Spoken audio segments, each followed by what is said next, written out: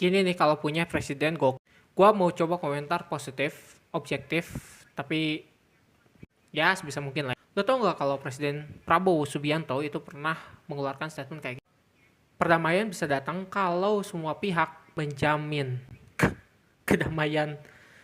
What the Denger ya Prabowo, kalimat lo ini kayaknya netral diplomatis. Tapi sadar nggak sih kalau secara moral itu ini amoral dan problematik. Tentu di posisi lu sebagai salah satu pemimpin negara muslim.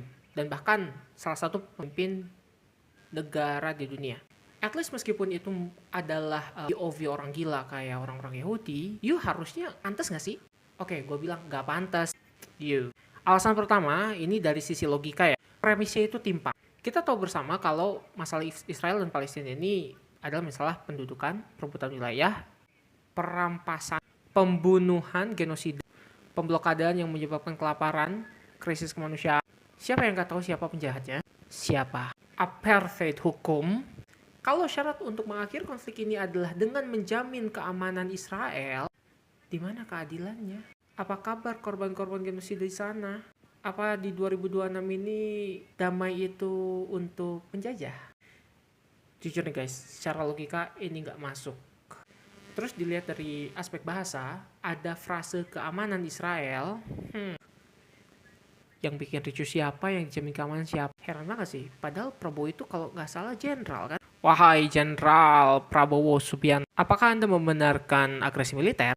Apakah Anda membenarkan hal itu terjadi jika Israel datang ke sini? Atau Anda ingin membuat kerjasama politik ekonomi bersama negara pecundang itu?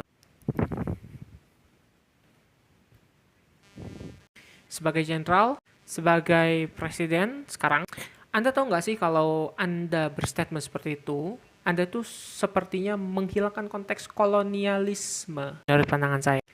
Dan kalau konteks kolonialisme dihapus dalam konflik Israel dan Palestina ini, kalau kita akan melihat di dalam sejarah bahwa itu adalah konflik antar dua entitas yang sama-sama berhak. Kira Prabowo, ternyata Prabowo. Alasan ketiga, kenapa ini harus ditolak? Tinjauan dari sisi hukum internasional. Jelas, dalam hubungan internasional ini pendudukan dan itu ilegal. Penjajahan dan itu ilegal. Dan gimana logikanya bahwa perdamaian bisa ditempuh dengan menjamin keamanan si penjajah? Dari sini gue makin yakin ya kalau memang untuk penuntasan masalah Israel Palestina ini nggak mungkin umat Islam itu berharap kepada PBB, kepada dunia. Ya yang hanya bisa kita harapkan itu hanya dari Islam. Gue ngomong ini bukan tanpa alasan ya. Karena statement-statement seperti ini biasanya muncul karena ada maksud tertentu. Ya bahasa diplomatik.